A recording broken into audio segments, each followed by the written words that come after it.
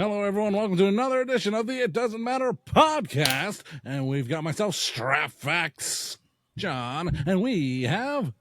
We got the Dominican Dream, baby. This is Papi Platano. There he is. And we also have... I am the Notorious One Dom. Boom. And this week on the It Doesn't Matter podcast, we are covering Ring of Honor Boiling Point 2012, a show that was on internet pay-per-view at the time in 2012. It is also available on Honor Club online if you subscribe to that service, and it's also on DVD, and it also lives on in the minds, the souls, the hearts, and the lives of the people involved in the world of professional wrestling. The three of us right here, we were in attendance, but not together. I was with someone else at the time, and we sat front row. You can't miss me, baby. You can't miss me at all. But also in attendance were Dom and Abel, and they were also enjoying the show. So we're going to revisit Boiling Point. So Dom, what we've got going on with Ring of Honor Boiling Point 2012? Yes, so this show takes place in Providence, Rhode Island. We went down there. We took that drive down there when we all had matching T-shirts advertising our Twitter handles. And I still have that same Twitter handle. So if you guys want to follow, __ Dom 11. Or you can also follow the IDM Pod 23. It doesn't matter. All right. All right. So we have Nigel McGuinness and Kevin Kelly on the announce team. And Nigel, this is his retirement. He just retired, like a year before this? Then he got he's supposed to be in WWE, but that didn't happen because of his hepatitis. Damn, sad. So they, I guess they took him back and became a commentator. Yeah.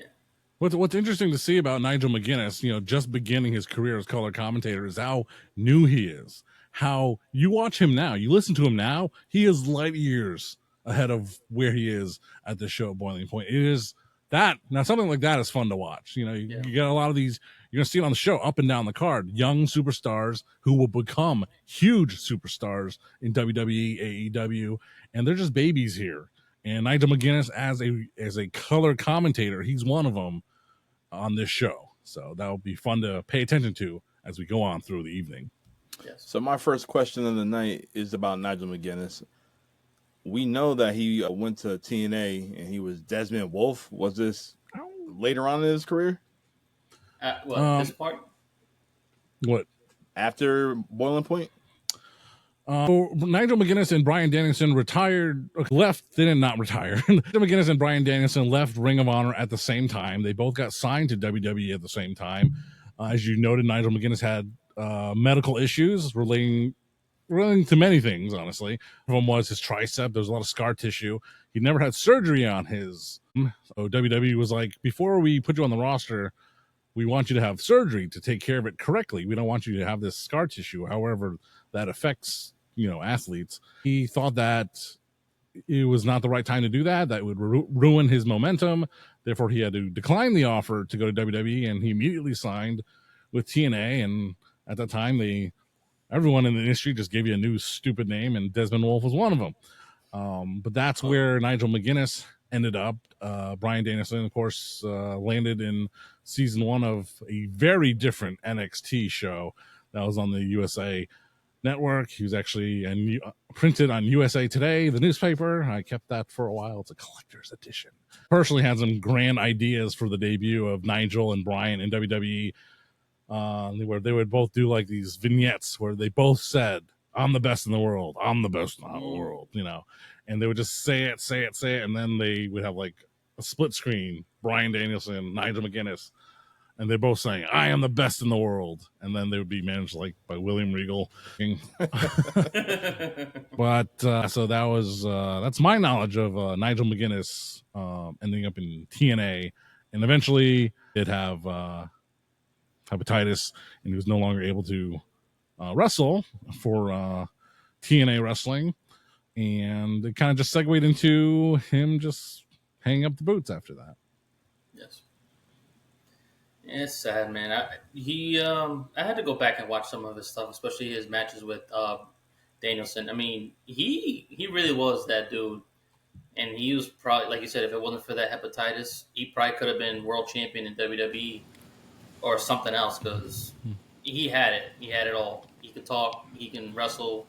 And it's sad because it's an opportunity that we didn't get a chance to see. But I guess in a recent interview, he said, I guess it wasn't meant to be. Certain things are just are certain paths meant for other guys. So maybe he wasn't meant to be a WWE superstar, but he was meant to be in the commentating section, and actually we can actually hear him and gain his knowledge through all these years. Because certain guys that are commentating, they're not wrestlers, so it's hard for them to explain to us what's going on. But someone like Nigel, and like you said, in this stage in the career, you're like, you kind of see some glimpses of where he's going to end up being, but he was still so new, so he's kind of like got that Jerry the King Lawler, or kind of like that.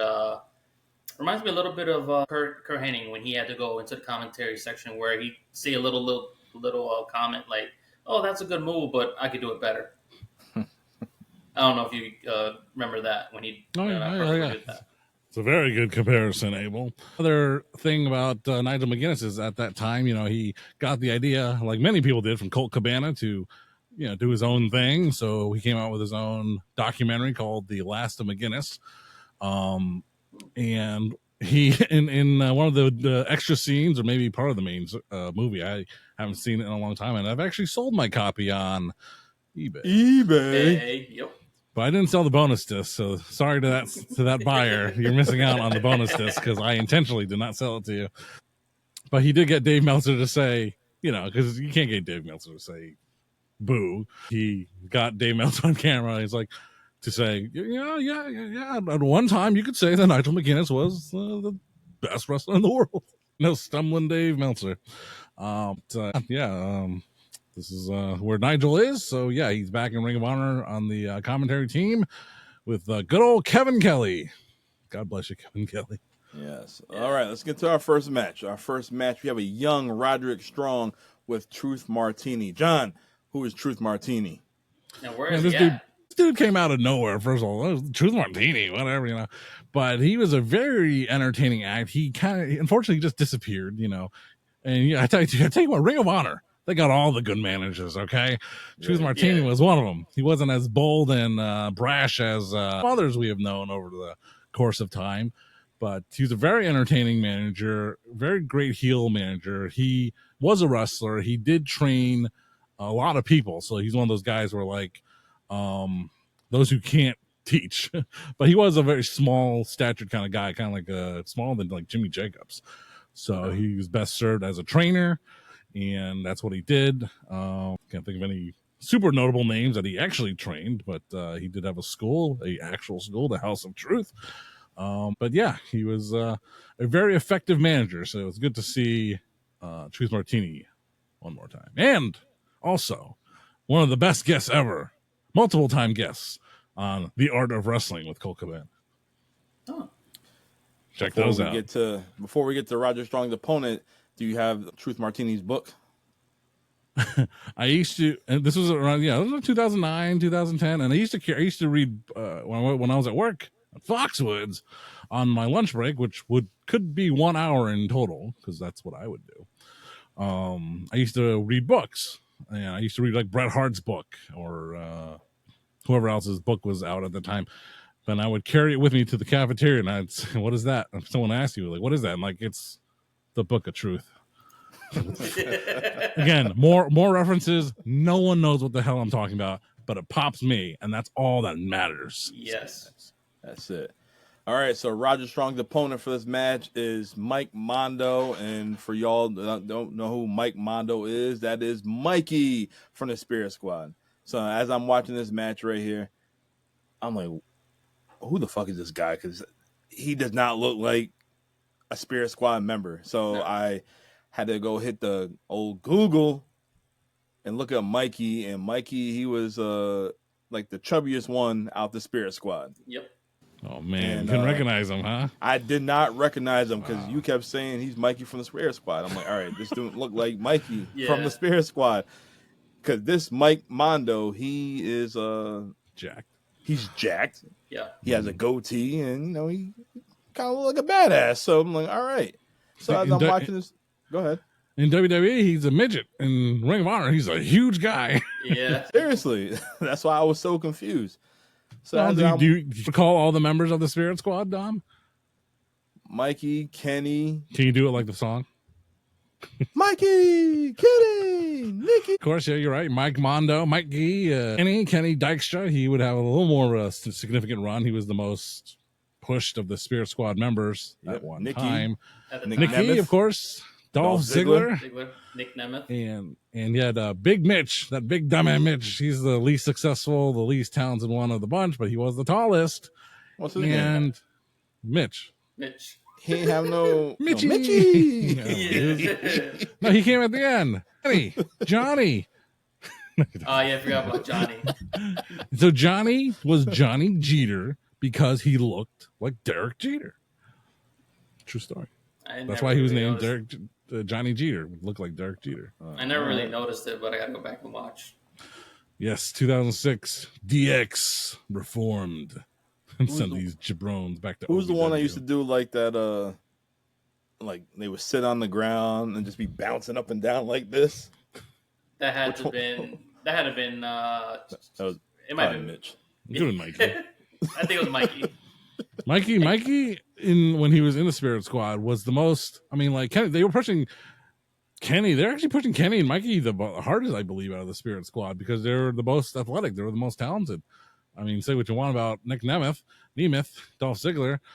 He would have his own separate run in time to shine. But yeah, Kenny Dykstra and Mike Mondo were at the time the premier members of the Spirit Squad. Yo, Kenny's leg drop on the top rope. That was impressive back in the day. Yeah. They just didn't Still know dream about it today. Yeah. All right, we're getting long-winded. We didn't even get through the first match yet, but going through this first match, I see a young Strap Fax in the front row looking like a mark. He was so happy to be there, banging on the arena, or on the barricade, and yeah, let's go. That's right. A lot more hair, a little bit skinnier. Stark reminder of I did drop a lot of weight in a previous timeline, and that was one of those timelines, 2012, far time ago. And the most thing I remember the most was my sideburns. I cut my sideburns right above my ears because I used to wear glasses before I had LASIK. I wore glasses, and they would just annoy the crap out of me hugging onto my sideburns. So I look fucking terrible. Had a lot of bad haircuts over the years. So some might say the first episode of the It Doesn't Matter podcast was a wild hair time. That was a good hair. Let's not go there nor here. But you would see me a lot, and of course I would look for myself a lot during the show. And hey, I'm definitely there. You are definitely there. We are definitely there. Just can't see us. You can't see us because we were standing towards the camera exit side of the arena. So we was over there. Yeah, we were on that side. Yeah, hanging by the. So for all the wrestlers that got done with their match, they would come get a drink, and I had a drink with Mark Briscoe. You took a picture with him too, right? Yeah, I got the picture. A picture of you like that. Yeah, the Briscoes, man. Anytime you're there, if you ever get to meet them, man, they're good guys. Were good guys. Mark especially, man. He would take a picture with you and have a beer with you, actually. So go out your way again. Go meet him. Considering some of the events of the last episode of the It Doesn't Matter podcast, later on in the show when the Briscoes came out, my God, Jay Briscoe, my God, he gave you the pound. I seen that. Yeah, he did. Yeah. I said, look at this Mark.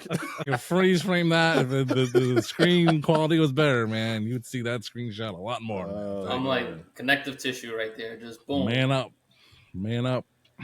That's it. Hey, well, quick question before we get back into this match again. Did you watch this on DVD or did you watch it on Honor Club? Honor Club. All right, because did you notice how it was lagging? Like you tell there's an internet pay-per-view back in 2012? Oh yeah. So all right, so it just wasn't me. All right, I know my connection don't suck anymore. So and there's something down the road we'll talk about when we're finishing up the pay-per-view. Because I noticed that I was like, it's a lot of promos, but I know why. I remember us being in the building for it. Yeah. All right. So back to this match. I wasn't familiar with Ring of Honor. Neither was Only I. reason why I wanted to go to the show because that's where CM Punk came from. Yep. That's where Daniel Bryan came from. Mm-hmm. So that's what caught my attention. That's what I want to do with Ring of Honor. All right, let's go check it out. This is where all these guys come from. And I told him that that Jay Lethal's going to be there, and we both like Jay Lethal at the time. Yeah, Jay Lethal was my man. All he has to say is, hey, Jay Lethal's there. I'm going. Yeah, so we didn't know who's who. So this is a new experience. So we see Roderick Strong going against Mike Mondo. And after this match, I became a fan of Roderick Strong, the Messiah of the backbreakers, because the way this man got busy, I definitely enjoyed it. And you laughed at me when I said I liked when Roderick Strong was in W2K because all his damn moves with his knees and the backbreakers and stuff like that. That shit is dope. Run, strike, run, strike, run, strike, run, strike. Man, Psycho Sid be blown up by that point. Oh, yeah. I'm the master. Yeah, all right, but it was a good opening match. Roddy's nose got busted open. They kept saying the nose was broken, but But Mike Mondo, he really didn't do nothing for me. The only thing that he did that, was pretty cool, that he did that like pounce from the ring, from the entrance to the barricade. Yep. Yeah, he did that. And it was a physical match for Roddy. He did what he had to do with his knees, no homo. Pause. And he hit him with the Yakuza kick for the win. It basically gave him the Claymore kick that I was looking at. He's like, that's a sick Basically. kick. I'm like, that's a Claymore. What the hell are you doing? But no, I think it was a pretty decent match. Mike Mondo, I wasn't expecting that, especially finding out that was Mikey. I was like, this dude is completely different than the WWE version we saw of him. But we ought to also see the version of Roddy that we would eventually see down the road too. And then that second gear that a lot of wrestlers don't have. Like, he would get you up, slow it down, and then he just kick into a second gear. And Roddy, like you said, Roddy was that dude. Some of the moves, like you said, run, kick. Yeah, it was simple, but a lot of guys don't have the stamina to continue doing matches like that. So I'd say this match mattered. He got that stamina because he got Marina Shafir. I don't think he's dating her at this time. Good. John, what are your thoughts on this opening match? It was a hot opening match, and to give you false hope for the matches to come, the next 3 matches specifically. But no, Roderick Strong is always giving banger after banger after banger. And Mike Mondo was a great opponent for him. So, mode to show off and show out and prove why he need WWE to be a superstar. Apparently he did. But a great opening match for sure. Yes, I agree. It mattered. All right, so our next match is a 4-corner survival match for the Ring of Honor contract. And we have Antonio Thomas. John, who the hell is Antonio Thomas? He's one during a short period of time in WWE, and I mean short. There were 2 tag teams that debuted at the exact same time. I was not watching it at that time. Not like that, The one team were the Heartthrobs, and that would be Romeo and Antonio, the Heartthrobs, and the other team were the Dicks. I remember the Dicks. So if you can remember the Dicks, you can remember the Heartthrobs. And as a matter of fact, one of the Dicks, his name was Tank Toland, and he was in Ring of Honor for a period of time.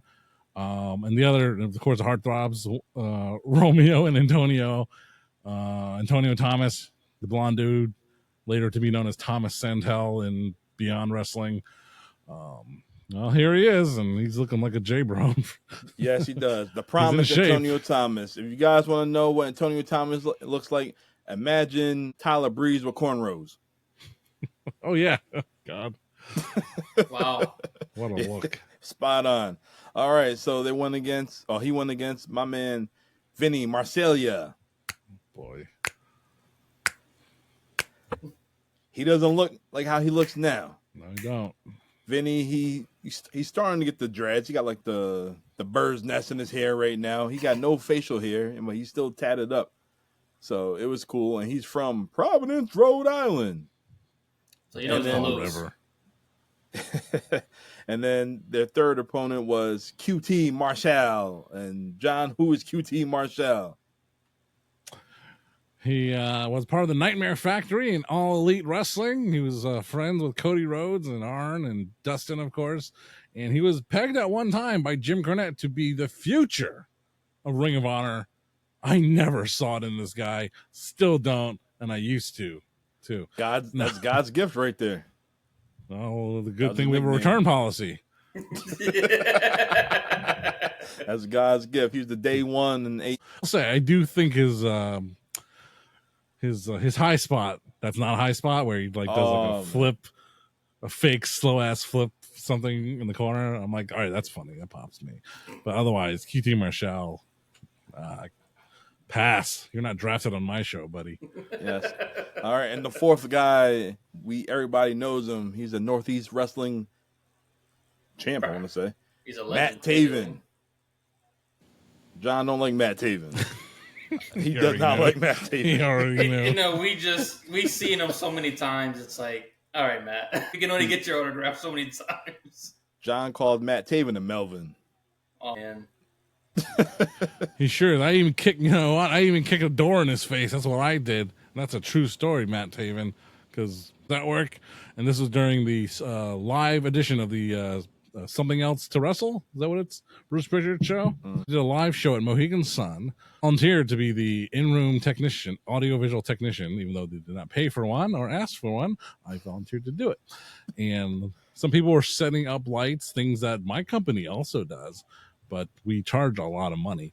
So, they hired some guys to come in and set up some lights and things of that nature. And one of those people was your future Ring of Honor World Champion the very next month, because this tells you when the show took place. This was in March of 2019. Weeks after of this incident, this show I'm talking about, Matt Taven would win the Ring of Honor World title at Madison Square Garden. But anyway, at this point in time, he was helping his friend from New Hampshire set up these LED lights all around the ballroom of Mohegan Sun. And I did not see him on the floor, and I went into him a little bit. I gave him a knee to the face, and he no-sold it. But, oh, I'm sorry. Oops. All right. I know who you are. All right, so Matt Taven, he's a top guy in AEW Ring of Honor right now, if you want to say. He's down with the Undisputed Kingdom. He was down with the Kingdom. He's down with the Sickness. Vinny, he's still a top guy, Ring of Honor, with the Righteous. QT Marshall, we know what he did. You already, named off everything. And where the hell's Antonio Thomas at? I believe he's still doing Indie Dates, probably still training wrestlers. That's what I can imagine. I don't know where he's from. I don't know where his home base is, but I imagine he's still doing some low-key things like that. Maybe he's in Game Changer Wrestling, coming to Hartford soon. Yep, I peeped that. All right, so this match right here is every man's for himself, but you have to tag yourself in to be able to get inside the match. So that was kind of weird. Yeah, it caught me off guard. I was like, what? What kind of WCW? Proving ground. Basically. All right, so there was a point in the match where my man Matt Taven dove over the top rope right in front of Strap Facts, and John just cheesing and clapping and banging on the guardrail again. I said, oh my God. Maybe I should watch this match back. And then QT, he did something impressive. I think what John was talking about. He did like the springboard, like side kick. He jumped over the top rope onto the second rope into the very slow. He did something. It was like slow mo, but it was like watching John Cena do a springboard freaking stunner. Yeah, it was clunky, and I was like, oh. So you don't know that Ring of Honor front row life, man. That's all about banging that steel. Ask anyone. Ask Randy Osgood about that. Yeah, if you're not doing steel, that, baby. If you're not doing that, get out of the front row. Hands hurt. You didn't throw no confetti though. Hell no. I threw confetti one show. Yeah, you did. Someone gave it to me. That was for my birthday. I threw the confetti. I think that shit went over the ring. Anyway, so being in this match or being in this venue right here and watching this match, I didn't remember the finish until watching this shit. Like, wait a minute, QT Marshall got the win. Yeah, I thought it was Vinny that was going to get the win on this one. But I thought it was Vinny. I thought it was Vinny, or it was like Matt Taven. No. And then so I didn't he think got the Ring of Honor contract, and you watched Ring of Honor more than we did. What was his career in Ring of Honor? It's getting a small push. I mean, it is Ring of Honor. It's still very indie at the time. But he actually got hurt. He had a major injury, and that took him out of programs. I mean, he was on his way up, but he got hurt, and by the time he came back, they just moved on. Oh. And that was it. All right, well. Corny said... Corny was gone by that point. That's probably why. Maybe. So QT didn't blow up, but Matt Taven and Vinny, they became the stars of Ring of Honor. You ever notice that too with the WWE's Tough Enough contestants? The winners never really do much, but then it's the guys that they don't pick that end up being superstars. Silent Rage. Yes. And the chick that killed herself? Shaniqua? No. Oh, actually. Sara Ann? Did she win? Yeah, they pushed her. Sara. That was like the recent Tough Enough. She was hot. Anyway. Okay. She was somebody's wife, I want to say. Blake. Yeah, Blake. Blake. Yeah. Wesley Blake. Yeah. Wesley Blake, yeah. Yep. All right, so our next match, we have Brutal Bob Evans taking on a young Adam Cole in a proving ground match. Adam Cole is your TV champ. He looks so young, and who would have thought that he would be the future of pro wrestling? Sandusky. At this time, Adam Cole was 22 years old, and Brutal Bob is 48, or supposedly. They kept questioning his age. That's what Kenny was shouting next to me. He's like, Sandusky. Yeah, Bob would always change his age or something, and then supposedly a bunch of guys that he used to come up with have already made a name for themselves, and he's like bitter because he never made it. I don't know if it's true or not, or if that's just a story, but I think we met him before down the road when he was over here in Grind for Kanellis for like one match. He was like at the tag team. Yep, I remember. Continental Wrestling, Brutal Bob Evans, and some Jay Brown. I remember him from the show. And then they did some kind of over-the-top thing. Hey, hold up. We're ROH guys. And then they freaking did some over-the-top stuff. And then he's like, nah, I'm not doing that. Strap facts, who is Brutal Bob? Well, he's another one of these guys that is like a local trainer, runs a local gym or facility to train wrestlers. And he had a little fleet, and he brings them in and says, here, I have guys. I have talent for you. Hire them. I think like Mike Bennett was one of his guys, actually. But I don't know that. I can't, But that's what I think. I don't know. That's about as much as I know about Brutal Bob, except, he was around the scene around this time. He did a lot of Ring of Honor shows and a lot of local shows, as you guys have noted. But that's the extent I can tell you about Brutal Bob Evans. Well, Bob dominated this whole match. He was working Adam Cole, and he was using all his veteran instincts. But the match turned around when Adam Cole hit him with that super kick. Then he ended up putting Brutal Bob in the figure four, and Bob was doing everything to try to get out the figure four leg lock. But Cole made him tap for the win. Crazy. Wow. Yeah. Yeah. Like somebody actually tap out from the figure four? Yeah. I mean, we forget, Adam Cole and Kyle O'Reilly, they came on the scene together as a tag team called Future Shock, an overuse of the term, considering Drew McIntyre was using that as his finisher. But they came in and they were feuding with the American Wolves, Davey Richards and Eddie Edwards.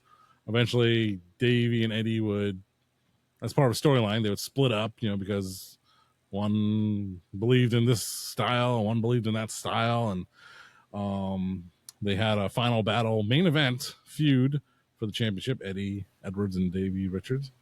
And Kyle O'Reilly would, would sympathize with Davey Richards, and Adam Cole would sympathize with Eddie Edwards. And they went to a show called Young Wolves Rising, something to that effect. It was just a failure of concepts. Cornette was running the show at this time, and everything he did in Ring of Honor at this time was just beyond, for lack of a better word, corny. Terrible. It was just bad, hokey stuff. Kevin Owens will tell you all about it on one of his shoot interviews on highspots.com.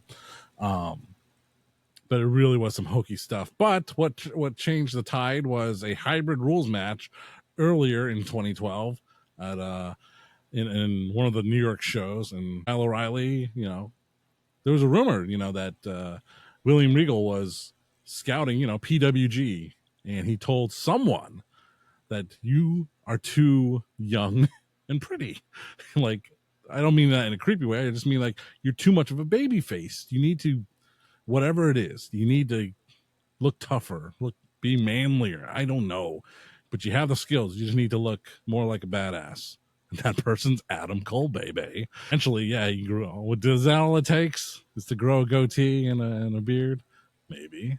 But that's who they were talking about. You got a lot of potential, kid, but you just don't look tough. And he had the hybrid rules match because, Adam Cole was the professional wrestler. Kyle O'Reilly was the shooter. So they had that hybrid rules match, and someone got their tooth knocked out, and, blood, red makes green, really popped the crowd and earned big respect for both guys, especially Adam Cole, the babyface. And him facing Bob Evans here tonight was just an example of trying to toughen him up and show that pro wrestler style, because he won with the figure four, a pro wrestling move. So, believe it or not, that's the storyline of the match. Nice.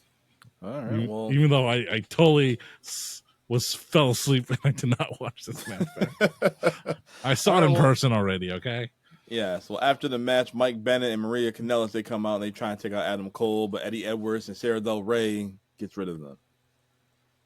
So, all right, so our next match, we have Unbreakable Michael Elgin with Truth Martini and Roderick Strong versus the Outlaw Charlie Haas. Seems like everybody in this damn show has a nickname. Hey. Okay, Notorious One. Yeah, it's only one. It's only one outlaw, and that's Jeff Jarrett, the last outlaw, the Undertaker, the real last outlaw. I'm the icon that can still go. Only one icon, Steen.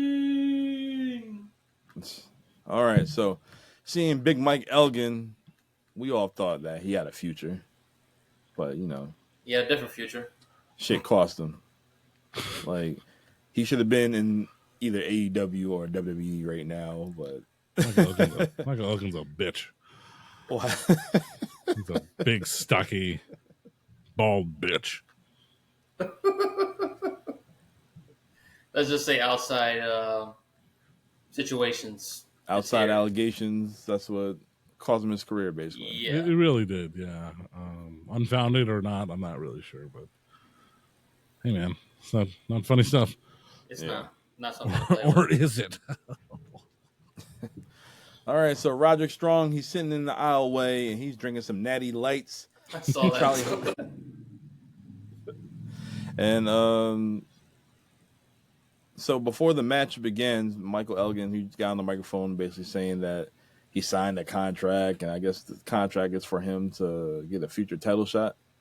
Yes, I guess he had won a match from a previous pay-per-view from like almost a year ago, and he finally is going to cash it in after I think Rhino was going to have the next title shot against Kevin Steen, but Roddy was promised the title shot before Elgin, so it basically seen some dissension in the truth. Yeah, so Roderick Strong said he's going to boycott, or he's going to, forget the House of Martini.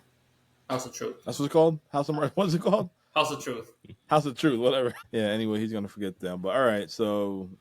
Well, definitely forgot the House of Martini because he was drinking natties. Yeah, right. All right, so long story short, Charlie Haas got the win because Roddy interfered, got beer in the eyes, a big Mike Elgin, and Haas wins with a roll-up. Haas was still that dude, man. I know the crowd was screaming for Shelton Benjamin, but you really? They're like, hey, we want Shelton. They're like, he's not here, damn it. He came down, he showed up in Ring of Honor later on in the year because I have their anthology, World's Greatest Tag Team, or WGTT, in ROH. I gotta watch that. That's pretty dope. It's crazy though. Like you can see that he did take some stuff from Kurt Angle with some of the movesets that he was doing. It's maybe not what that Ring of Honor style that you're used to. It's more of that technical style where they slow it down, kind of like a Daniel Bryan match is right now. But Charlie Hall still had it, man. Maybe his issues outside the ring, maybe that's probably what cost him his WWE shot. Who knows? I don't know if that could have been it, or they just said, "Fuck it, we're going another way." He was a superstar, man. I just don't know if WWE knew what they had with him. I don't know exactly what they did with Charlie Haas. I know he was a serious Team Angle character, and next thing you know, we see him teaming with Rico, and then that basically became the comedy act after that. When I remember he started wearing the red trunks. John, how long did he last in WWE? Oh, hey, well, of course, they came to Ring of Honor in early 2011, so I guess they're still hanging around until 8, 9, 10, that period, your favorite period of professional wrestling. Charlie Haas and Shelton Benjamin, they debuted as Team Angle, ventured off to be the world's greatest tag team, split off for a couple of years there. Shelton Benjamin, most notably, getting super kicked to hell by Shawn Michaels in a singles run, beating Chris Jericho for the Intercontinental title at Taboo Tuesday. And he was pegged as, single star. He would be the Intercontinental champion many times, facing John Morrison and Carlito in some great matches. And he would just kind of, like I said, he would just be in the upper mid card for a long time. Meanwhile, Charlie Haas teamed with Rico and Hardcore Holly and just killing time on SmackDown, really. And more notable incident was he eventually had a tag team with Viscera, the world's largest love machine. And he was a face. He was a face. But the one notable thing about this was, Charlie Haas came to the ring, House of Fire, bouncing along the ropes, and he knocked Lillian Garcia accidentally onto the ground. And that was actually the beginning of an angle that turned him heel. Even before that, he was doing that gimmick where he was impersonating wrestlers. He's impersonating Mr. Perfect and impersonating Santino. Why do they do that so many times? I feel like they, every so many... That's Vince McMahon. Yeah, Vince always looks for somebody just to imitate somebody else just for his entertainment. I mean, I get it. Showster. I think you should be Mr. There you go. Bark like a dog. So eventually they would get released. They'd reform the world's greatest tag team on and off again for a while, but eventually enough was enough, and they got released. And then they came to Ring of Honor. They were very popular when they first came in, but eventually they got settled down into being, you're just WWE cast-offs, and you think you're hot shit. And Charlie Haas, he would just go off the deep end. Shelton Benjamin went to Japan, and you would think, okay, an unleashed Shelton Benjamin in New Japan Wrestling. Nah, he sucked there. He sucked. And then he came back. He came crawling back to WWE because they wanted guys that knew how to work but lose. Work safely but lose.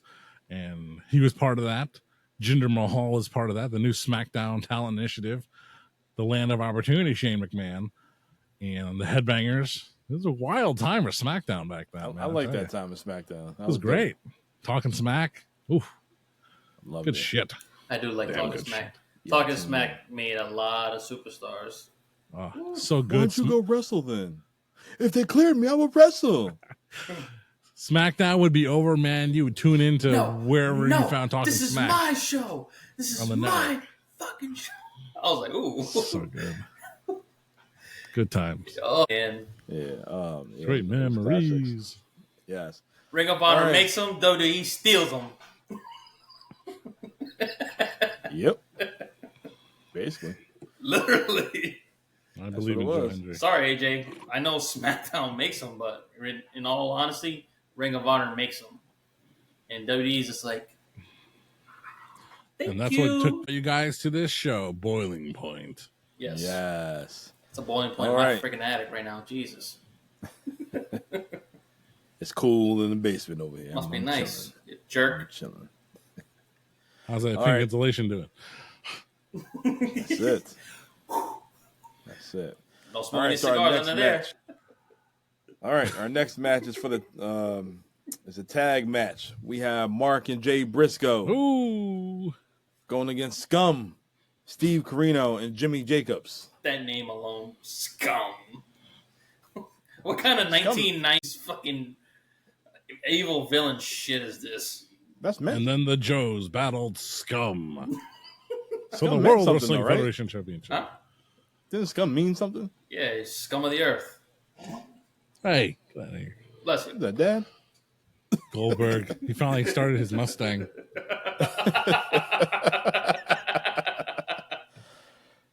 All right. So this is my first interaction with the Briscoes, seeing the Briscoes, and the fans was hype. And there was another John moment, banging on a thing, chanting, them boys, them boys, them boys. And then Jay, he gave him the fist bump. And all right, yeah. You know, And then my life stopped, and I said, "You have 12 more years." Oh man! So I look forward to this match because I didn't know who the Briscoes were, but the fans, they were definitely into the Briscoes, and I was a Steve Corino guy in ECW, the king of old school. But this wasn't the king of old school right here. This is some out of shape sweat hog. And Jimmy Jacobs, he looked like Scum. But wasn't he the writer? Yep, he's the one that got And in then trouble. he got fired because he took pictures with Cody and the Bucks, something like that. Yep. That's right. He's like, Okay, hey. that was him. All right. They told him, hey, you gonna do that, you're gonna get fired. He said, all right, fuck you guys. Click. My friends are here. Yep. Then he came back and then he started wrestling again. He was the reason the whole the list got so popular too. He was behind all that. So if anybody wants to know where it started, Jimmy Jacobs. You just made the list. All right. Well, like I said, this is the first time I've seen the Briscoes, and I like Mark. Mark was different. He was out there with all his different antics and his kung fu, and he didn't have the farm boy kung fu yet. What the hell does he call it? He didn't name it yet. Redneck kung fu yet? Yeah. He named it that now, or That's what it's called. He didn't have that just yet. Nah, he's working on it. Take many years. Should have been working on his teeth, but that's another story. But I like when he was I like the second row. He's on the second rope and doing the shimmy into the leg drop or whatever. Yeah, no, like a senton. Either senton, way. whatever. Yeah, and then I like the froggy bow. Yes. Like, he was cool. I'm like, oh, it's dope. You had the comedic aspect of the match, and then you have the serious one of Jay. And Jay, he delivered. Every single time I seen Jay after this match, he just delivered. He was something special. It speaks to, like John said in the previous episode, man. This, all things aside for what he said on a stupid app, and he apologized himself. These guys should have been mainstream stars. By this time, they're already 7-time Ring of Honor champions. They would go on to be like 12, 13 times, I think. Like you said, Jay, every time he got in the ring, he was serious. He was all business, and he brought it to him. And then Mark had that character where everyone just wanted to they were just tuned into him. They have to keep their eyes on him. These guys are just made. They were made for WWE TV, but because of one little incident, and he actually apologized, we didn't get a chance to truly see what the Briscoes were meant to be. They were supposed to be mainstream stars, but sometimes TV networks just don't understand, man. I think there are some wrestlers, very few, very, very few, that you could show someone and they'll be compelled immediately. A lot of people say that about Orange Cassidy. It's like, it's not for everybody. It's not for everybody. But you take an outsider and they're like, this is different. Yeah. What is this? The Briscoes, the same exact way. The Legion of Doom. Jesus. Yeah. What? So very few talents where you could just take someone and be like, check this out. This ain't normal wrestling. And there's something special about these guys. Don't show them Charlie Haas or Michael Elgin. No. Show them the Briscoes. Jay and Mark. I agree. Caught my attention. I ain't gonna lie. I went to go try to buy that Dem Boys T-shirt that they had on. That shit sold out. Yep. I think Rose bought that shirt. Every time wear it in public. Anywhere you try to go get that, you can never find it. So I got the Kevin Steen shirt that night. I wish I still had it. I remember that one too. You had because that's the same one with Cena had with the red, white, and blue. Rise above hate, and then he had Kill Steen, kill. All the proceeds from that shirt went to Zack Ryder. He's the one that really deserved it from that angle. Oh. Yeah. All right, so the Briscoes get the win with the Doomsday device. Oh, yeah. And the fans love that shit, man. I was hooked. I was thinking, man, they're running out of time on the show. It seemed like they had lots of time in the earlier part, and they're like, all right, now we gotta get back on schedule. Because this match was great. It was tight, but it was too tight. You know what I mean? Like, it was just like boom, boom, bing, bang, boom. It was done. Yeah. Wow. Whoa. You know. All right. So, question for you: you watched it on DVD. Did they have intermission segment? Because there was an intermission when we was there. When everybody went to the bathroom. Yeah. That's why I had to drink with Mark Briscoe afterwards. What did they show during the intermission? Fans of the It Doesn't Matter podcast, let me tell you, I watched this on DVD, which I own. Dom also owns it, so if you want to borrow it, ask Dom. And as mentioned earlier, if you watch this on Honor Club, like apparently you get a different experience. Mine just goes match to match to match, and there's no problems. There's no problems here. So Honor Club, you get like they kept 45 video minute package. The same thing for like I said, almost half an hour to 45 minutes. Seriously, it wasn't broken up into matches? No. They showed a video package of Eddie Kingston and Kevin Steen, how that whole thing translated. And then they showed the tag team with Mike Bennett and Maria and all of them and Sara Del Rey. Then after that, it would rewind and show the whole thing with Kevin Steen all over again. I'm like, wait a minute. I'm like, fast forward this shit. Who tied your hands down? No, nothing like that. No. When I they turned did that shit on, like 4 times. Yeah, the Honor Club said it was like a 3-hour show. I'm like, oh, this is going to be a long night. I'm like, this was not a 3-hour show. No, I was thinking. No. I mean, intermission, but still. Intermission was like 15 minutes. That damn video package seemed like a half hour. No, it was actually, in the arena, it was about a half an hour intermission, if I remember correctly. I don't know why they did it like that. Makes no damn sense. Yeah, because we still have 3 more matches after this. And I forgot about one match. I'm like, wait a minute. I forgot about Jay Lethal. I didn't forget that. At that time, I did. With the arena rewatching this joint. No way for me. It was not. I was not going to forget that match. All right. Well, after intermission, we have Jay Lethal taking on Tommaso Ciampa. 2 out of 3 falls, and R.D. Evans is in Tommaso Ciampa's corner. John, who's R.D. Evans? Because I know he just recently signed with AEW. He came from Chikara. I did not watch Chikara, but that's where he came from. I don't know if he's a wrestler. I'm guessing he was. And he would, he'd become a writer in WWE or what have you. And he'd be around. He'd be around, but he wouldn't make any significant difference in the world of professional wrestling. No. Tommaso Ciampa with a unique look. He had a blonde mohawk and a blonde beard. A beard similar to Abel's, not like how he has his beard now, but oh my God, he looked older right here at this time. God, those days are over. Hey, baby born, beard bye-bye. Oh, the beard's coming back. It's getting colder out down the road. Mama likes. Cut it. I'm not letting him pull that shit.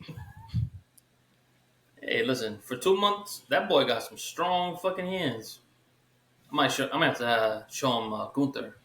See who's got the better chop. Him or Gunther. Who, you talking about your son? He will soon. You seen those fucking mitts he's got? All right, wait till you smack them glasses off your face. Then we're gonna fight. No, I'm just kidding. All right, so this is a 2 out of 3 falls match. In the first fall, my man Jay Lethal hit the lethal injection, then he hit the lethal combination, and that was it. That shit was quick. Yeah. That's probably like, what, 2 minutes? Yeah.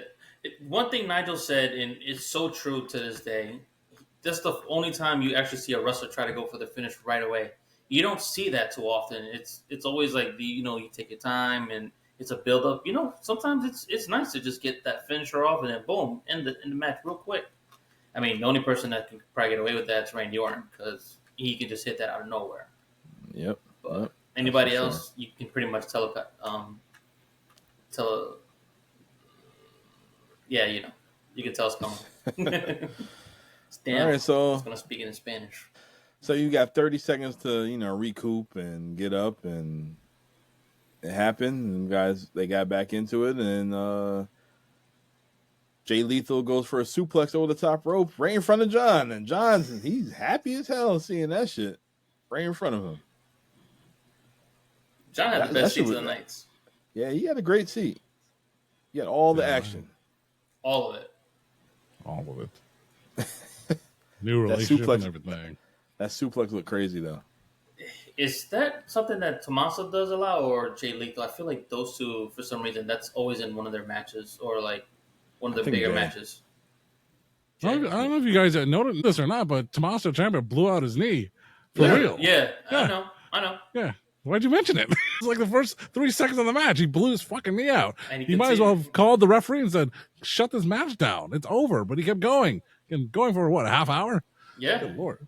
Ciampa got not worth mentioning, I guess. He got a lot of injuries in his career, does. So ain't nothing new. You want to see the man wrestle a good match, he gets injured. Tore his ACL. He's like, well, it's already torn. What the fuck else am I going to do? Yeah, sure. Hell of a match. Killer music, though, for sure. Yeah. They had the hell of a match against Johnny Gargano where I think he blew his knee out again, even though he won. I was like, told you, every big match he blows knee out or something like that. It's sad, but man, just such a talent. Jeez. And then Ciampa he did that old man look in NXT. I loved it with the beard and the hair growing in. I love that shit. With no music. Yeah. Oh man, that was badass. Yeah. He was a pure heel right there. Everybody hated that dude right there. That shit worked. I loved it. That shit worked. All right, so Ciampa wins the second fall with Project Ciampa. That's basically the power bomb with the double knees, but his knee gave out, so he only got one good knee into Jay Lethal's back. All right, so after this, Prince Nana comes out and he takes out R.D. Evans. That was my first experience with Prince Nana. He came up to me. He was like, "You want to take a picture?" I said, "Nah, I'm all set." He said, "Why? Because I'm not in WWE?" I'm like, "You're right." Yeah, you did say that. Now you're wishing you took that picture now. Yeah, I do. I do. Who would know that Nana will blow up like that? Probably the most infamous manager at the time right now, in this moment as we speak. More so than even Paul Heyman. Paul Heyman's a different beast because he's actually managing. He's just an advocate. He's just an advocate. But Nana, whew, he sees that spotlight, he gonna turn up. Yes. All right. So the finish of this match was with Nana taking out R.D. Evans, and the ref is watching them. Jay Lethal hits Ciampa with a low blow. Bing! Clean. Then he does a little backflip into the cutter. 1, 2, 3. Jay Lethal is your winner. This match mattered. I tell you that. For a guy to have a blown out knee and continue the match, that's shades of Triple H right there. I wish he signed a WWE, man. Because when he won that Ring of Honor title and then he had Truth in his corner, oh my God, I love that version of Jay Lethal. Oh, yeah, I know. I always said it. I wish he did, but I got to give a guy like that respect because he's loyal to his brand. They're the guys that I think they're the first ones, or was it TNA that gave him his first shot? But no, Ring of Honor was the second one, but TNA kind of like dissed him. Yeah. And I can't blame him. If someone out of nowhere just gives you a shot and, backs you when no one wants you, sometimes it shows, conviction or not conviction, courage on his part that, you know what, I don't need the WWE to be a superstar. I am a superstar as I go on my own. He was Mr. Ring of Honor right there. Oh, yeah. That run. How long was his run? Did he have like a 2-year run with the title? I believe so, yeah. I think from 2014 to 2016, the end of 2016? Or 17? Something like that. John? Something like that. No, for a period of time, Jay Lethal was right there with Seth Rollins as the best wrestler in the world at that time. So, I mean, it's really hard to fathom that right now, but word of the week. But Jay Lethal and Seth Rollins were right there in 2015, 2016. And who was with his little posse? It was him, Truth. What was the redhead chick name? Jay Lethal's posse was Taylor Hendricks. Yep. A person I miss so much. So sad. Moving on. All right. So our next match is that mixed tag match with Eddie Edwards and Sara Del Rey. John, who's Sara Del Rey? She's the Death Ray. She is. She's one of the premier women athletes in the formative years of Ring of Honor. They just never got around to pushing a women's division in Ring of Honor. She was one of Ulysses' favorites. He called her Booty Juice. And I'd take him to some Ring of Honor shows, and I was like, "Hey, man, he was on there, right? Sara Del Rey, your favorite, right?" But she would train with Bryan Danielson probably in the Ring of Honor camp school. But yeah, she would be in and out, on and off many cards over the years for Ring of Honor and probably a bunch of other indie scenes, and that's just who she was. And this was last independent. Of course, she signed to WWE, not to be a talent, but to be a trainer, and she's I think she's still doing it today. I think if not, then I don't know. But she trained the Big Four, right? Her name is D'Amato, right? Last name Sara D'Amato. Yeah. So she's still there today. So so she's the one that trained the Big Four: Charlotte, Becky, Bailey, and Sasha. Mm-hmm. I mean, she big props for that. Yeah. All right. Well, their opponents is Mike Bennett and Maria Kanellis. The Kanellises. Before she had the baby. Yeah. Yeah. Mike Bennett. I can only recall, Maria being in New Japan Wrestling, because that's what Ring of Honor and New Japan had the relationship. And I'm like, well, how did Maria get involved with like Carl Anderson? I was like, how? And it's like, well, it's because Adam Cole, part of the Kingdom, the original Kingdom, before he was with the Young Bucks and the Bullet Club. So they would have 6-man tags and things of that nature, and then Adam Cole would change sides, and I don't know, it's wacky storylines, but they would go crazy over Maria in Japan with good reason. And she's smarter than you think. Yeah, a nice hat. I remember the video. Yep. Yeah. Got a nice hat. The back of the hat was nice too. Yep. What do you guys think about this match, though? It's all over the place. It's tough to judge it just because these mixed tags, they never do too well. I mean, it's tough because I'm not a fan of females and males fighting against each other. It somewhat matters, though. You can see the talent that she had and what she brought to the table. Unfortunately, Sara Del Rey never got that opportunity to truly be the woman. They consider her the queen of wrestling, so how come she didn't wrestle in WWE at any time before Ring of Listen, they thought Molly Holly was fat. Yeah, that's Sara Del Rey. They'd call her really fat. So they weren't having it at 2012. Not at this time now. The match itself, I watched the show. I was there. I watched the show again, most of it. I read reviews of it, and as someone pointed out, this was the sports entertainment for this show. It's like, we don't do that in the Ring of Honor. Well, sometimes it's okay, depending on who's doing it. Yeah. And for that, we'll accept it. We'll take it. I'll take it. Mike Bennett and Maria Kanellis was a fun act at the time. Eddie Edwards was fresh off being the world champion, and Sara Del Rey is a highly respected talent. So you put them in this match, you're just gonna get, and it's a one-off. I mean, Sara Del Rey is going bye-bye. So let's have some fun. And it looks like they did, we did, the fans did. So, hey, why not? Did it belong in the semi-main? I don't know about that, but hey, featured match. Why not? Yep, so Eddie Edwards and Sara Del Rey got the win. The fans are saying, thank you, Sara. She's leaving to future endeavors. Everybody knows that she joins the WWE. Were they chanting thank you for that, or were they chanting thank you for her ripping off Maria's top? The latter. But yeah, it was okay. I don't agree it being in the semi-main as well. I'd rather have the Jay Lethal match over this match, but it is what it is. It doesn't matter. It's probably one of those matches that you don't want to have such a high that you want to bring it down a little bit before you get to the main event. Because sometimes, say you put like a Will Ospreay match out before the main, I would just be like, Will, I hate you. You can't do that. Exactly, that's what I'm saying. You can't do that. That's the thing. Certain guys, they have so much talent that you put them in a semi-main. It's like when they say, "Oh, go follow this," it's like, "Fuck you, dude! Really? You just did that to us." Like Rock and Hogan. Oof. That was the biggest mistake they ever could have made. Yep. Seriously.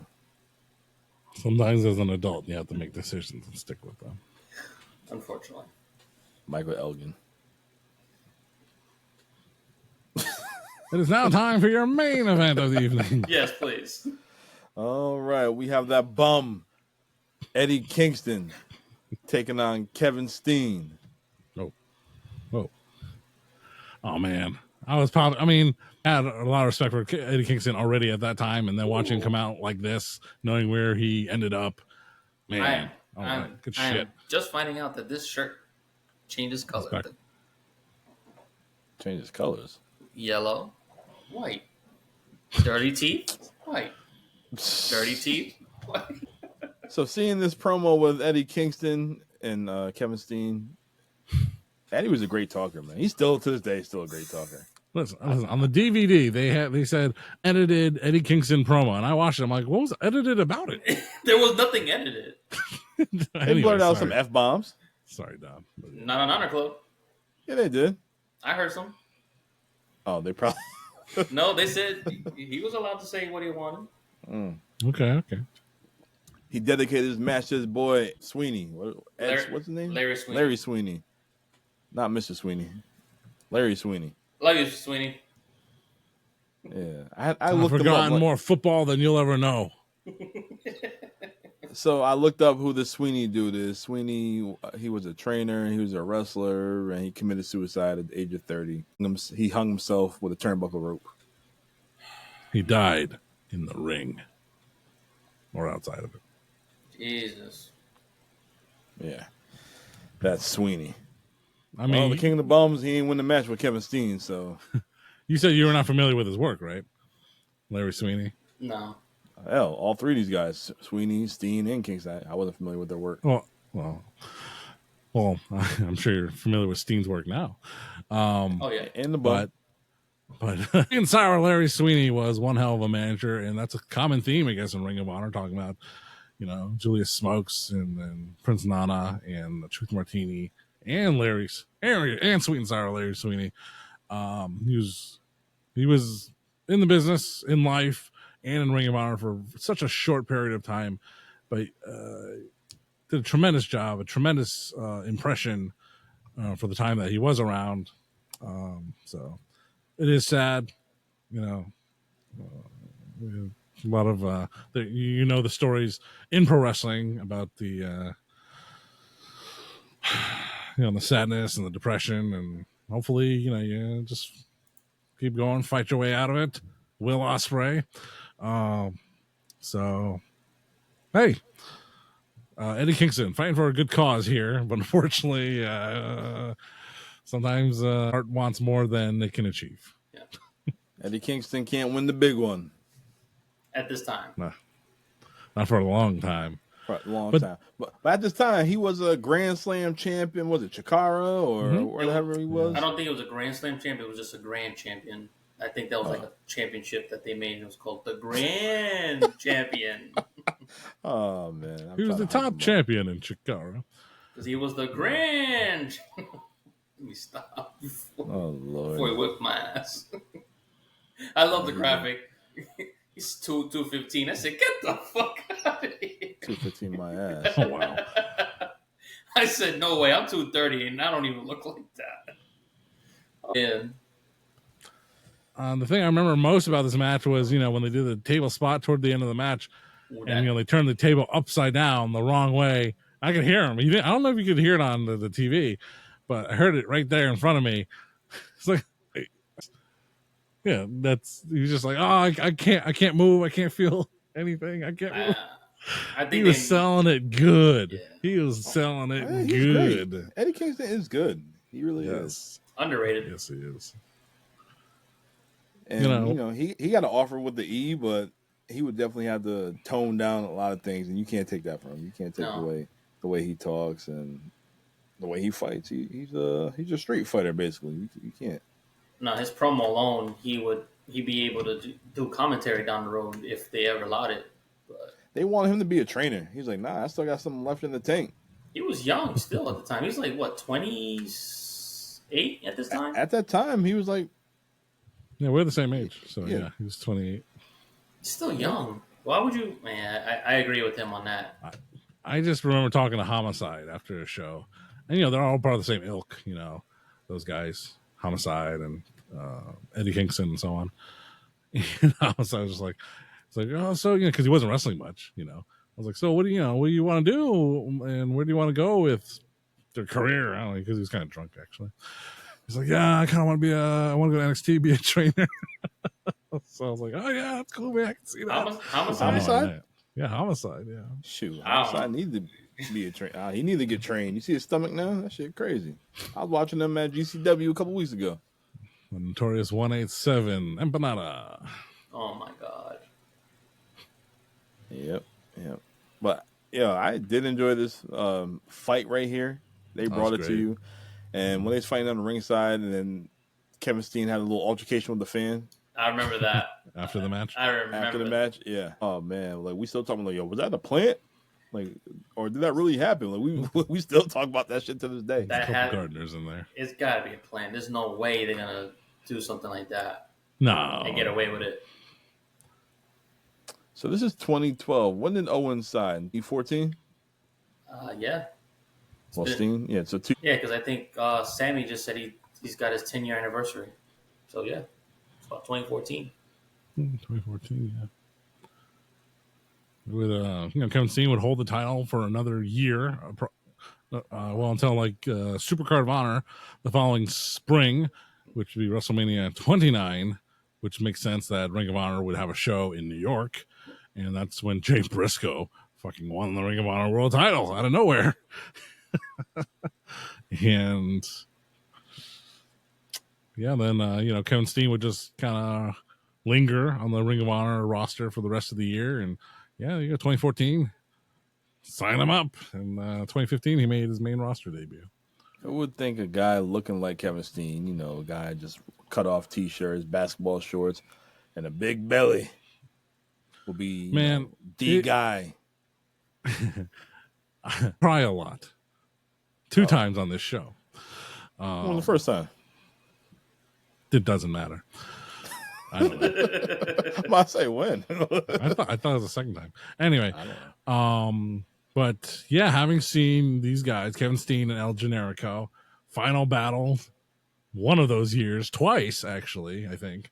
One of them was a fight without honor, and the next one was in Total Ladder War or something like that. So they fought twice at Final Battle.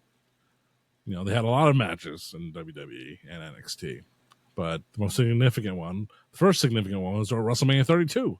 They were both in the Intercontinental title ladder match, opening the show. Fucking Kevin Owens comes out, Sami Zayn comes out. I'm like, my God, I just watched these guys in the fucking Manhattan Center, man.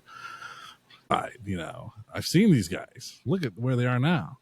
These guys went to WrestleMania 34 in a tag match against Bryan and Shane McMahon. They would fight. They would fight in Tampa. Did they fight at WrestleMania again? I don't know. I thought so. Didn't they fight at the Tampa WrestleMania, the COVID 36. when they came back, right? Yep. 36. I was just watching I was just watching something the 24/7 or whatever the hell they call that show, the documentary on that COVID mania, and I don't know, just flashbacks, and of course, Kevin Owens Stone Cold Steve Austin main eventing, getting him out of retirement. Yep. Getting the trust. Also featuring that weekend, one of my favorite matches, him and Sami Zayn and Johnny Knoxville. And the very next year, main eventing, tag team action, main eventing, night of that year's WrestleMania against the Usos for the tag team championships. How far have these guys come from places like the Providence Civic Center? You know what I'm saying? Very proud of these boys, these guys. And then people have the gall to say, fuck Ring of Honor. These guys are a bunch of losers. Well, some of them are, but some of them are not. And some of them you're buying the merchandise of. You fucking Mark. I'm taking some notes right now because it seems like I got a few more episodes of Wrestling That Made Us featuring John Lee, some Kevin Owens, and some Sami Zayn. Man, that show's falling off the rails, if you ask me.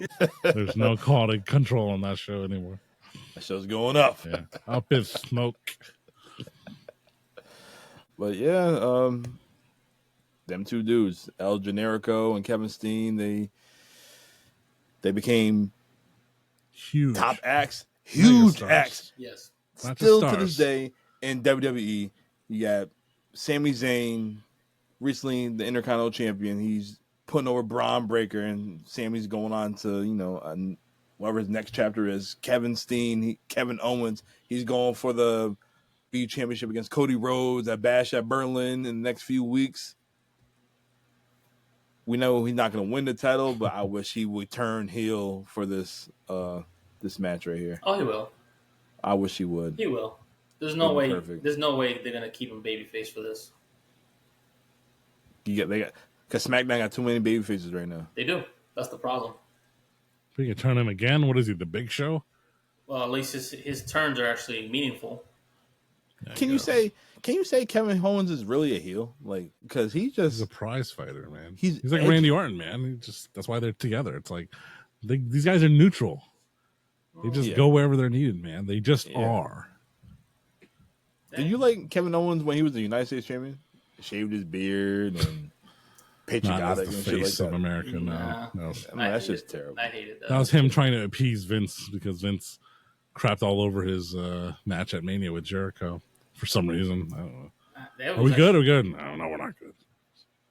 Which I understand because I was at a restaurant earlier today. The owner comes around. I was not having a good time. Food was late, a little slow, awkward conversation. Owner walks by. Is everything okay? Usually you're just like, yeah, everything's fine. It was good. It's like, I kind of didn't want to answer him because I was like, no, I'm not really that happy right now. So. But he kept insisting. He's like, "Are you okay? I'm like, no. So it's kind of like Kevin Owens asking Vince McMahon in the gorilla position, is everything good? Was the match good? No. And that's it. Kevin has to go away because Vince is fucking busy. No, we're not good. You're not Goldberg and Brock. You're too fat. Shave your goatee. It's ugly. It's like, Shane it's like Mr. Burns with fucking when he bought all the fucking ringers. Damn it, Madeline! Take off those sideburns. Oh. All right, fellas. But does this show matter? Boiling Point 2012.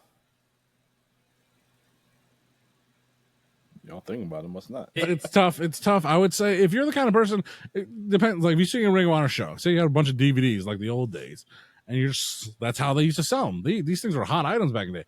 3 buy 3 get 1 free. Yeah. And these are $20 each, man. And man, did I load up the cash and buy those DVDs at the show because they're cheaper that way. But you would just pick up the DVD, you'd look at the cover, just like go on the Blockbuster and look at the cover of a movie. It's like, is it compelling? Read the back of the card, and the match is compelling. And if someone tells you, hey, you know what, that looks okay, that looks okay. Oh man, I know that guy. That Mike Mondo and Roderick Strong match was a hot opener. All right, Yep. cool. Oh, look at this one. Look at the main event. It's Kevin Owens and Kevin Steen and Eddie Kingston. That was a really good world title match, street fight. It's like, okay, is that enough to sell it to you? Those 2 matches right there. And Jay Lethal and Ciampa. Oh yeah. Ciampa hurt himself early, but man, they still had a fucking banger. And you can't forget 3 matches. You got them boys. Them boys. That was a fun match, but I don't think that would sell anyone on it. No, but you hear anything with the Briscoes back in the day, you're like, what is it Oh, that made them so special? And then you see Mark, you're like, oh, maybe I should check out Ring of Honor a little bit more. You get your money's worth for sure. You right. You right about the DVDs, because after a few Ring of Honor shows, you know, not knowing how it was back in the day, you look at all the covers. Oh, that's a good cover. WGTT, World's Greatest Tag Team. It was in WWE. I'll take that DVD. Yep. Oh, Kevin Steen, I like you. I'll take that one too. Briscoes, I'll take that one too. Yep. Feel bad for the guy looking at the Survivor Series. Was it 2015, 2016? Goldberg and Brock Lesnar. Man, that must be one hell of a match. Gotta buy it for that. Oh, yeah. I did that to my coworker because he heard about the match. He heard about Goldberg and Lesnar. He's like, I want to check that out. I'm like, oh, you knew it. Yeah, you're going to love it. I don't tell him anything about it. I put it on. He's like, that's it? I was like, yeah, it was great, wasn't it? I was hyped. I ain't gonna lie. Yo, Dom was like a kid in a candy store. He was like, hyped. That's it? But he was still like, hell yeah, I was hyped. And I just heard Goldberg on Van Vliet. I know it was off topic right now. Never. He messed up his shoulder in that damn match. Yep. You got to rewatch. The match was short, so he had to spear him with the other arm. Yep. I'm like, oh my God. And he ain't tell nobody. Nope. I'm like, yo, your first match back, you get fucking hurt. Yep. Okay, Ciampa. That's boss. I give him total respect for that, because he knew what was coming, so he gutted it out. And like he said in the interview, he said, you know what? I could have got it fixed halfway through, but then he would have got that call like, hey, got a match of Mania. Get ready. Okay, boss. Meanwhile, arm is dangling like this in a sling. I like that, man. That's real. I mean, it doesn't get the respect in a lot of ways. That's some old school fucking hardcore shit right there. Yeah. Goldberg, Brett, my guy. I'll finally say it, Brett. Just forgive the man. Just let it go. Let it go. And the crazy thing is, he said they had conversation. He was fine, but just like when it comes to media, Brett keeps saying, "Fuck Goldberg." You and me are both some of the biggest Bret Hart fans, but come on, man. If y'all had conversations and then you going back on your word, not cool, bro. Not cool. I will tell you what is cool. Ring of Honor Boiling Point 2012. You know, let's put a stamp of approval on it. It does matter. It's got a couple of really awesome matches on it, and a lot of other matches that you'll just have fun watching. And there's a few you can skip too. Yes. So we'll make it a quick night for you. Yes. I enjoyed it. Made me a fan. I tried to watch it to this day. I tried to send John the matches. He's like, stop sending me this shit. What do you want me to do with this? Queen Let me tell you about it. All right. But next week is our final show of the month of August. We're taking it back to SummerSlam 2010. I don't remember this show. I just remember one match, and that was the main event. That was Team WWE. That is John Cena, John Morrison, R-Truth, Bret the Hitman Hart, Edge, Chris Jericho, and Daniel Bryan taking on the Nexus. Wade Barrett, David Otunga, Justin Gabriel, Heath Slater, Darren Young, Skip Sheffield, yep, and Michael Tarver. I definitely wasn't watching WWE at this time with all this. I do not remember this SummerSlam because I'm looking at the card right now. You got Randy Orton and Sheamus in a last chance match for the WWE Championship. If anyone interfered, they would be suspended. If Orton loses, he'll never get a title shots as long as Sheamus is champion again. And then we got a handicap match between the Big Show taking on the Straight Edge Society of CM Punk, Joey Mercury, and Luke Gallows with Serena Deeb. Ooh. You got my girl Melina taking on Alicia Fox in a WWE Divas Championship match. Oh, Jesus. You have Dolph Ziggler with Vicky Guerrero versus Kofi Kingston for the Intercontinental title. Okay. And you also have Kane going against Rey Mysterio for the World Heavyweight Championship. I do not remember this card whatsoever, so it's going to be an interesting show next week. It will be. All I know is Cena must pose.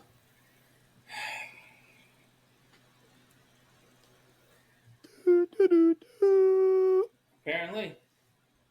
This is John's choice. John. Boiling Point 2012. It was unanimous. That was all of us. We was there. We have another Ring of Honor show later on in the year we could talk about. I think it was what? Global Wars? Did you go to No, Global that Wars, already John? It could be. I'm not sure. We'll see. That's another one we can talk about. But yes, that's it. Abel, close us out. All right, getting the closeout cue. About to head into SummerSlam because this freaking attic is really a boiling point right now. The main event, Abel Papi Platano versus the Notorious One Dom. We got the special guest referee, Strap Facts, John. Will it be Ring of Honor rules? Will it be WWE rules? It doesn't matter because I'm gonna win. Yes. We'll see you next. Boom.